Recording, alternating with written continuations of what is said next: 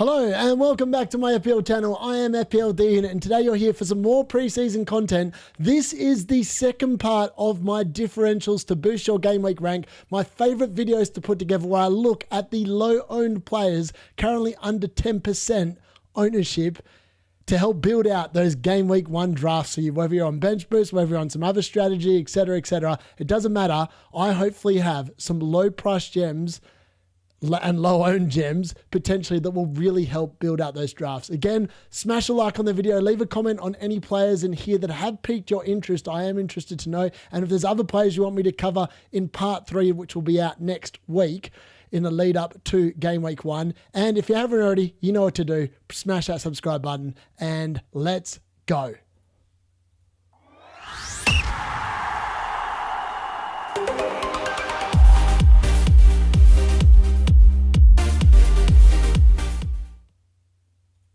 So the differentials, I just want to cover the importance of including them all again. I did cover this in part 1 and I'll probably cover it again in part 3, but they are calculated risk and reward. They don't always pop off. They don't always go well. Sometimes they can go poorly and sometimes they can go really well. Yeah. Phil Foden obviously is my go-to boy. Bruno Fernandes, I also went there as well last season and it makes a lot of sense. When these players come off, you can massively boost your rank. And it is obviously breaking the template and picking these players. And it's also really good for a couple of other things as well. It makes your team different. This is the reason why the game is fun, because everyone has different ideas about different players. And I can sit here and tell you why one player is amazing. I can tell you why another player might not be that good, which is why I don't tell you which players are essential and which ones I think you should avoid. Because at any point of the season, players can be essential and they can also be players to avoid. It just depends on the moment in time, and we won't know that until the games have already been played. So it's very hard to predict that prior to games actually happening. Obviously, jumping on and off is the correct. So that's the hard bit to do. Sometimes you sit there and a player can really pop for you and then all of a sudden you want to just keep them in because of the fact that they've done so well for you. But then sometimes you've got to sit there and go, okay, that player needs to go. Like Cole Palmer last season probably needed to go. Mo Salah, you could have ditched him on wildcard 30 as well. The second wildcard of the season, he could have been another one that goes. And remember, the differentials are generally under 10% ownership, but at the start of the season, quite often there's a lot of players between that 5% and 15% owned. Again, they're still pretty differential. And these are the kind of players where you can actively build team value. I picked a bunch of them last season on wildcard 12. I had like Kirkes, Hall, Milenkovic. They all gained close to $1 million in price because I jumped on early before everyone else did. Differentials don't often stay differentials for long if they're good players, but getting a jump on the masses is what builds squad value and also what builds your lead in terms of your overall rank. So on to my next 3 goalkeepers, and these ones are interesting. Now I'm going to start with James Trafford because of the fact that at time of this recording, he's not officially back being a Manchester City goalkeeper, but it's highly likely that he will be. And if he is, he's going to cost you 0.5 million less than Edison. And I would expect him, if they're signing him, that he's going to end up taking that number 1 role pretty much straight away, you would think. 4.1% ownership currently. Now, if he does sign for Man City, it's probably going to spike massively because he is so much cheaper. Again, nice run of fixtures to begin with. Wolves away, Tottenham at home, Brighton away, and then Manchester United at home. Now, his stats from 23-24, where he obviously was playing at Burnley, aren't fabulous. He only kept 2 clean sheets, but they conceded a lot of goals under Vincent Kompany that year. He had 2 yellow cards, only 5 bonus points, no penalty saves, and he had 1.76 expected goals conceded per 90, which is not ideal for a goalkeeper. But again, you're replacing him from a Burnley team and putting him in a Manchester City team. You would expect those stats to massively improve. Then we look at Henderson. And I'm surprised he's only 3.2% ownership. And it might be because of the fact that Crystal Palace have a difficult run of fixtures to open the season. So Chelsea away, Nottingham Forest at home, Aston Villa away.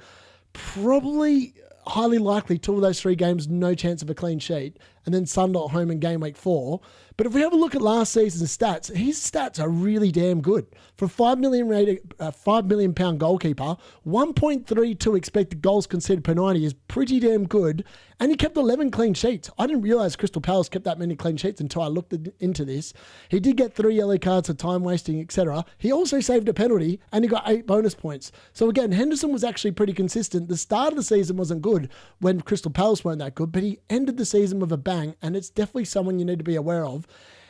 And then my mate, old mate, Bart Simpson, Bart for Bruggen, and everyone knows what I think about Bart for Bruggen for last year. I did own this man for bench boost, and he sucked.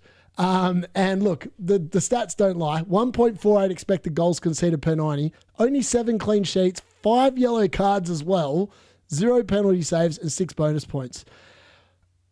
Brighton's start to the season is actually not too bad though, which is why he is a potential option. Fulham at home, Everton away, Man City at home, Bournemouth away. Man City, arguably the hardest fixture in there, and that one's at home. 6.4% ownership, and he's a 4 million rated goalkeeper. Potentially you can rotate him with like the likes of Kelleher or Petrovic. He is an option. However, I'm still very much scarred from Bart Simpson from last season. So on to the defenders of part 1 this time, and these ones, I'm talking about my boy Milinkovic. I said last season, and people doubted me in the differentials video last year, that he would outscore Gabriel from game week 30 onwards. It was a no-brainer. He massively outscored Gabriel from game week 30 onwards. In fact, I benched, I think 2 or 3 of his hauls between game week 30 and the end of the season. This dude is a machine. 5.5 million. He is a premium defender. 7.1% ownership. Actually surprised that it's not higher. 0.13 expected goal involvement per 90 is elite for a centre-back. 1.32 expected goals conceded per 90. He started 37 games. This dude does not miss games for suspension or for injuries. He scored 5 goals. He got 2 assists. He got 13 clean sheets. And the run of fixtures to begin the season is pretty damn good for Forest. Brentford at home, Crystal Palace away, West Ham United at home, Arsenal away. If I end up changing my mind about spending up on defence, he's in. 100% this man is in. Then we look at Robinson, one of my other favourites from last year from Fulham. Again, the fixtures aren't too bad for Fulham to begin the season. Brighton away, Man United at home, Chelsea away, Leeds at home. This dude had 10 assists last season. He didn't score a goal, but 10 assists and 35 starts is unbelievable. It's almost one every 3.5 games. It is one every 3.5 games. Unfortunately, Fulham don't keep that many clean sheets. Only 5 clean sheets last season. He does have an XGI of 0.14 per 90 and 1.27 expected goals conceded per 90. It's unbelievable that Fulham didn't keep more clean sheets. They had a better expected goals conceded per 90 than Nottingham Forest. Nottingham Forest kept 13 clean sheets like Milinkovic compared to Robinson's 5, which is just an unbelievable stat. Lacroix comes in next. Another good premium option here. 5 million, 0.9% ownership. This dude is going to be a defensive contribution monster. A bit like Milinkovic. 35 starts last year. He's pretty much an ever-present. 1 goal, 2 assists. He's probably underperformed in terms of his numbers and actually what he returned. 11 clean sheets again. And I just think he's really good value. The fixtures aren't overly good for Palace, and you probably want to rotate him in game weeks 1 and 3. But outside of that, he's going to be a great asset, and he's going to be I reckon he's going to be in the top 10 scoring defenders this season. And then we got Diouf. Now, this is an interesting one from West Ham. Sunderland away, Chelsea at home, Nottingham Forest away, Tottenham at home to begin the season with for West Ham. He is an attacking left wing back from all reports. His stats last season, I had to double check. I was like, what? So he had 23 starts last season. He scored 7 goals, 2 assists, and he had 15 clean sheets in that 23 starts. I was like, okay, what do you mean? Obviously, West Ham are not going to be keeping 15 clean sheets. If they do, Graham Potter's worked an absolute miracle. And obviously, he's come from a strong team in a weak league. But he had an XGI of 0.51 per 90. I was like, what is that? That's like midfielder levels. And obviously, this is how you could tell he's playing in a strong team in a weak league. 0.44 expected goals conceded per 90. Now, this is from the stats website, and from what I can work out, that is accurate. However, I'm not sure about that 0.44 expected goals conceded per 90, but that is, it might be when he was on the field, but either way, that is unbelievably good. If you can replicate anywhere near half of that, Diouf is an excellent option for West Ham. So on to the second lot of defenders, and again, it's dominated by Forest centre-backs.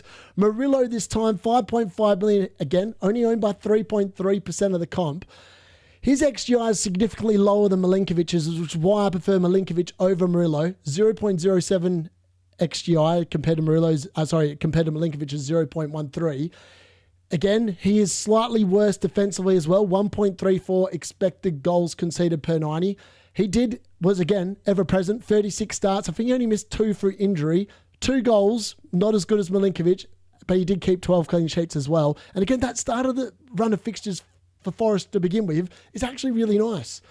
Then I've got Bogle. Now, this bloke did play for Sheffield United. He has been signed by Leeds, and he looked pretty good against Man United when I watched that preseason game. Now, his stats are from 23-24 when, obviously, that team was in the league. And he had an XGI per 90 during that season of 0.11. Obviously, it was in a relegated team, so his expected goals conceded per 90 is quite high at 1.87. But he started 32 times and he got 3 goals, 3 assists, and he would have kept more clean sheets, arguably, probably in a better team. Now, he obviously isn't a promoted team, so that is the caveat here.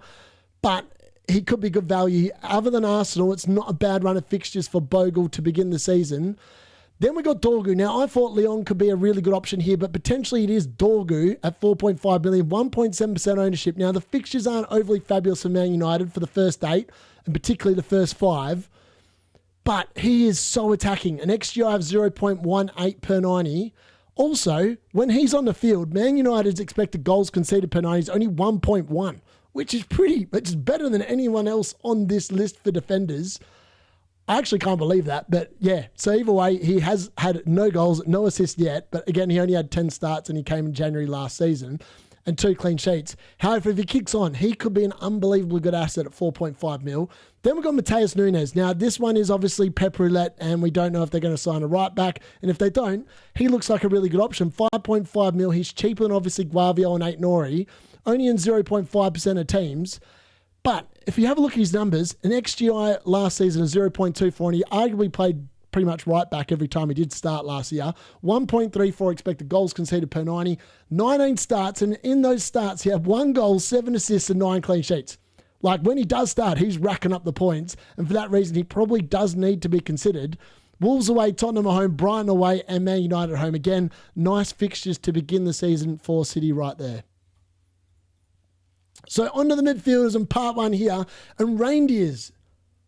He's not a reindeer. He is reindeers. I'm probably butchering his name. I do apologise. But at 5.5 mil, he is dirt price cheap. 5%. He's in 5% of teams. His 24-25 stats from the Serie A were 0.29 expected goals per 90, 0.11 expected assists per 90. He started 30 times, and in those starts, he got 10 goals and 4 assists.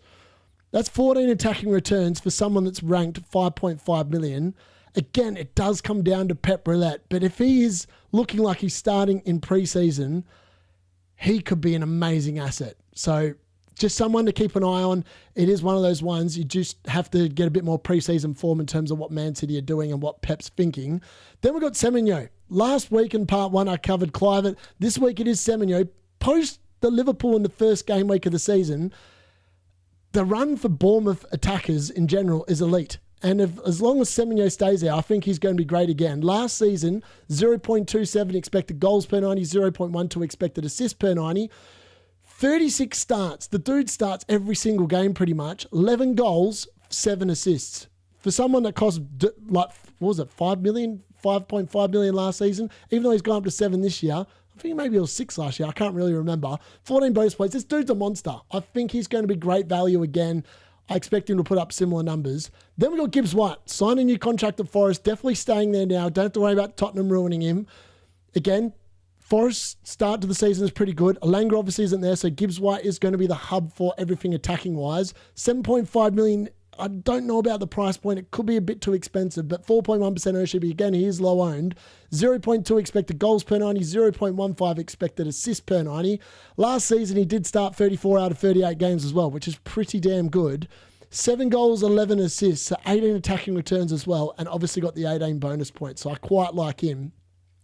And then it's Brennan Johnson. Now, people were talking about Kudos. Last week I covered Madison. This week I'm covering Johnson. Now, 3.3% ownership. This dude racked it up last year. 0.44 expected goals per 90. His expected assist not overly flash at 0.08, so he's not anywhere near as creative, but he is a bit more clinical in terms of getting the goals himself. 24 starts last season is probably something to be concerned about, but that's probably because of the fact that they focused on the Europa League towards the end of the year. 11 goals, 6 assists from those starts is pretty damn good, and 13 bonus points. Again, Tottenham's start to the season is pretty delicious on paper, and I think potentially want some of that. I just don't think Kudus is the answer, and I think Johnson or Maddison could be the picks. Then on to my boy, Bruno Fernandes. Now, people have forgotten about him. Now, he probably might be over 10% by the time this video comes out, but at 9.9% ownership, yes, 9 million is a steep asking point, but I think this is because of the fact that FPL think Man United will go and improve this year. There's no way we're finishing 15th this season, surely. Bruno is a 90-minute beast, monster, man, machine. 0.3 expected goals per 90, 0.23 expected assists per 90, and that is from the fact that half the season he spent playing centre midfield rather than in that number 10 position. 35 starts, 8 goals, 12 assists, 28 bonus points. This dude is a machine. And with better players around him, surely the output will actually go up rather than decline. He's obviously still on penalties. He saw that against West Ham in the preseason. He obviously scored twice. And if there's a way that Amarin can get him into those positions, I think he's just going to be great value again. It's a set and forget play. You don't have to worry about him. And if he plays in centre midfield, he's also going to be looking at those defensive contribution points on a pretty regular occurrence. Then we got Tielemans at Aston Villa. Now, Aston Villa have an amazing start to the season in terms of their fixtures. Newcastle at home, Brentford away, Crystal Palace at home, and then Everton away. 6 million, dirt cheap, 1.5% ownership. His stats aren't brilliant off the paper. So 0.1 expected goals per 90, 0.17 expected assists per 90. But he starts almost every game. 35 starts out of 38, 3 goals, 7 assists, 15 bonus points. He might even end up on penalties. Probably not, because he did take one last year and he missed it. But you never know. Aston Villa don't seem to have a very good penalty record, but he could end up taking them. Definitely an asset worth considering. Also going to be involved with the defensive contributions because he is that kind of midfielder. Then we've got Eze, the maverick that is Eze. I covered Sarr in last week's video. Eze this week. Again, I think he's being massively overlooked because of Palace's differing start in terms of the fixtures they've got to begin the season. But his numbers are nothing to sniff at. 0.36 expected goals per 90, 0.16 expected assists per 90. He started 31 out of 38 games. He was actually not too injury prone last year, which was good. 8 goals, 8 assists, so 16 attacking returns. That's pretty much 1 every 2 games and 15 bonus points. I expect him to be even better this year. And for that reason, I think he really needs consideration. And then we got Matoma, 6.5 million, 5.7% ownership, 0.32 expected goals per 90, 0.14 expected assists per 90. Brighton have a fairly decent run outside of Man City to open the season with. He had 28 starts last year. He was a little bit in and out. He did get 10 goals and 5 assists, though, so 15 attacking returns from those 28 starts, better than 1 every 2 games, 12 bonus points as well. He also probably needs some strong consideration at that 6.5 million price point. And lastly, onto the forwards. Now, I covered Beto, and this week I'm covering Barry. He has been signed, 6 million, 1.7% ownership. People are probably like, who the hell is this guy? He had 0.48 expected goals per 90 last season in La Liga, 0.11 expected assists per 90. He started 25 times and he scored 11 goals and got 4 assists. That's 15 attacking returns from 25 starts. That's better than 1 every 2 games. I expect him to become the Everton number 1 starting forward, probably in front of Beto. That's why they bought him. Arguably, he'll probably be on penalties as well because he is a forward and that's realistic. Then I've done Muniz. Now, Muniz could end up at a different club and then I think he's even better value, but Raul Jimenez is now 34 years old and the baton has to surely get past this season, which makes Muniz a really interesting shout, particularly with the fact of his price point, 5.5 million, 2.8% ownership. Again, this is one you need to monitor in preseason, but could be a really good asset.